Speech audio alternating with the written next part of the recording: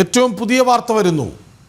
പാകിസ്ഥാന്റെ യുദ്ധവിമാനം കശ്മീരിൽ ഭാരത സൈന്യം വെടിവെച്ചിട്ടു, തകർത്തു. പാകിസ്ഥാന്റെ F-16 എന്ന യുദ്ധവിമാനമാണ് തകർത്തിട്ടത്. വീണ്ടും ജിഷ്ണുവിലേക്ക്. ജിഷ്ണു, എന്താണ് പുതിയ വിവരങ്ങൾ?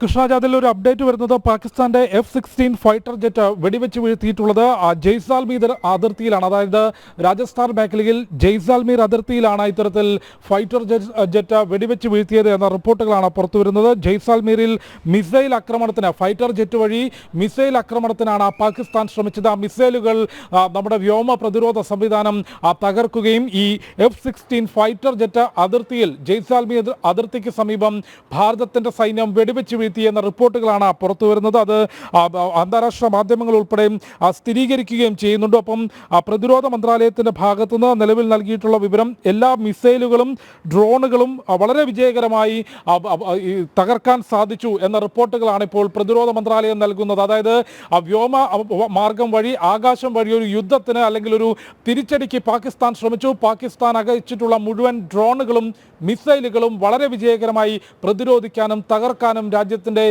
വ്യോമ പ്രതിരോധ സംവിധാനത്തിന് സാധിച്ചു എന്നുള്ള റിപ്പോർട്ടുകളാണ് ഇപ്പോൾ പ്രതിരോധ മന്ത്രാലയം പുറത്തുവിട്ടുകൊണ്ടിരിക്കുന്നത്.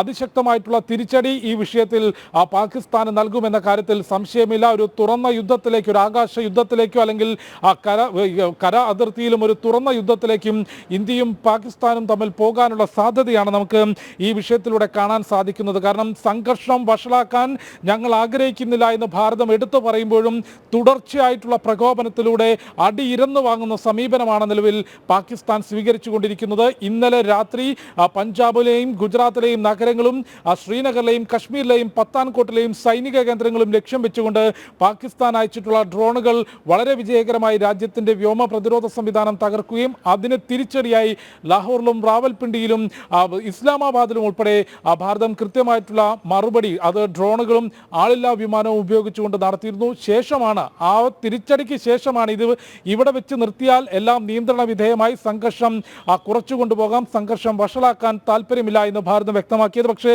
ആ മുന്നറിയിപ്പ് കണക്കിലെടുക്കാതെയാണ് ഇപ്പോഴും ജമ്മു, രാജസ്ഥാൻ, പഞ്ചാബ് മേഖലകളിൽ അക്രമം നടത്താൻ, ആകാശം വഴി അക്രമം നടത്താനുള്ള ശ്രമം പാകിസ്ഥാൻ സൈന്യത്തിന്റെ ഭാഗത്തുനിന്നുണ്ടായിട്ടുള്ളത്. പാകിസ്ഥാന്റെ ഫൈറ്റർ ജെറ്റ് F-16 ആണ് ജയ്സാൽമീർ അതിർത്തിക്ക് സമീപം മിസൈൽ ആക്രമണം നടത്തിയിട്ടുള്ളത്. മിസൈലുകൾ വളരെ കൃത്യമായി രാജ്യത്തിന്റെ വ്യോമ പ്രതിരോധ സംവിധാനം തകർക്കുകയും ഈ മിസൈൽ അയച്ചിട്ടുള്ള പാകിസ്ഥാന്റെ ഫൈറ്റർ ജെറ്റ് അതിർത്തിയിൽ ഭാരതത്തിന്റെ സൈന്യം വെടിവെച്ച് വീഴ്ത്തിയെന്ന പുതിയ റിപ്പോർട്ടുകളാണ് പുറത്തു വന്നുകൊണ്ടിരിക്കുന്നത്. ജമ്മു മേഖലയിലും ഡ്രോണുകൾ പൂർണ്ണമായും തകർത്തിട്ടുണ്ട്. ജമ്മുവിലാണ് ഏറ്റവും കൂടുതൽ ഡ്രോണുകൾ ഉപയോഗിച്ചുകൊണ്ട് അക്രമം നടത്താൻ, ഒരേ സമയം തുടർച്ചയായിട്ടുള്ള അക്രമം നടത്താൻ പാകിസ്ഥാന്റെ സൈന്യം ശ്രമിച്ചിട്ടുള്ളത്. ജമ്മു കശ്മീരിൽ, ജമ്മു സെക്ടറിൽ, ജമ്മു യൂണിവേഴ്സിറ്റി കൂടാതെ ജമ്മു വിമാനത്താവളം, സാംബ, അഗ്നൂർ മേഖലകളിലാണ് ആ ഡ്രോൺ ആക്രമണം നടത്താനുള്ള ഒരു ശ്രമം പാകിസ്ഥാന്റെ ഭാഗത്തുനിന്നുണ്ടായത്. ആ മുഴുവൻ ഡ്രോണുകളും വളരെ വിജയകരമായി പ്രതിരോധിക്കാൻ, തകർക്കാൻ പ്രതിരോധ സംവിധാനത്തിന് സാധിച്ചിട്ടുണ്ട്. കൂടാതെ പത്താൻകോട്ട് എന്നുള്ളത് ജമ്മു കാശ്മീരിന്റെ പ്രവേശന കവാടമാണ്. നമുക്കറിയാം, പഞ്ചാബിൽ നിന്നും ജമ്മു കാശ്മീരിലേക്ക് കയറുന്ന, ജമ്മു കാശ്മീർ അതിർത്തി കയറുന്ന പ്രദേശം. കൂടാതെ വലിയ രീതിയിൽ സൈനിക താവളങ്ങൾ, കൂടുതൽ യൂണിറ്റുകളും പ്രതിരോധ സംവിധാനങ്ങളും ഉൾപ്പെടെയുള്ള സൈനിക യൂണിറ്റുകളും സൈനിക താവളങ്ങളും ഉള്ളൊരു മേഖല കൂടിയാണ് പത്താൻകോട്ട്. ആ പത്താൻകോട്ടിലും ഒപ്പം രാജസ്ഥാൻ അതിർത്തി മേഖലയിൽ ജയ്സാൽമീറിലും അക്രമം നടത്താനാണ്, ആകാശം വഴി അക്രമം നടത്താനാണ് പാകിസ്ഥാൻ ശ്രമിച്ചത്. അതിന് കൃത്യമായ മറുപടിയാണ്, അല്ലെങ്കിൽ അത് കൃത്യമായി പ്രതിരോധിക്കാനാണ് ഇപ്പോൾ ഭാരതത്തിന് സാധിച്ചിട്ടുള്ളത്. ഇപ്പോൾ ദേശീയ സുരക്ഷാ ഉപദേഷ്ടാവ് അജിത് ഡോവൽ തന്നെ ചൂണ്ടിക്കാട്ടിയത് എല്ലാ മിസൈലുകളും എല്ലാ ഡ്രോണുകളും വളരെ വിജയകരമായി തന്നെ പ്രതിരോധിച്ചു, വളരെ വിജയകരമായി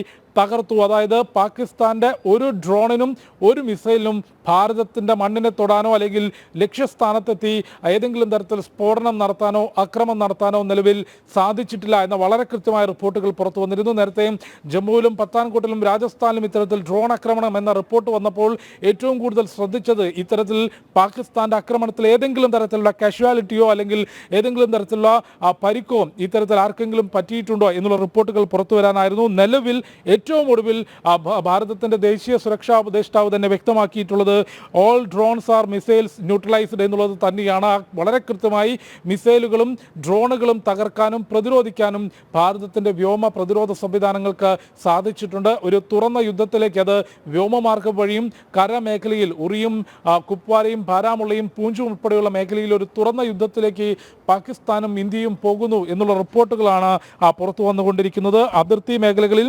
അതിശക്തമായിട്ടുള്ള ഷെല്ലാക്രമണവും കൂടാതെ വെടിവെപ്പും നടന്നുകൊണ്ടിരിക്കുകയാണ്. അത് കുപ്വാര, ഉറി, ബാരാമുള്ള, പൂഞ്ച് മേഖലകളിലാണ് അതിശക്തമായിട്ടുള്ള വെടിവെപ്പും ഷെല്ലാക്രമണവും പാകിസ്ഥാന്റെ ഭാഗത്തു നിന്നുണ്ടാകുന്നത്. അതിന് അതിശക്തമായിട്ടുള്ള തിരിച്ചടി ഭാരതത്തിന്റെ സൈന്യം നൽകിക്കൊണ്ടിരിക്കുകയാണ്. കൃഷ്ണരാജ്.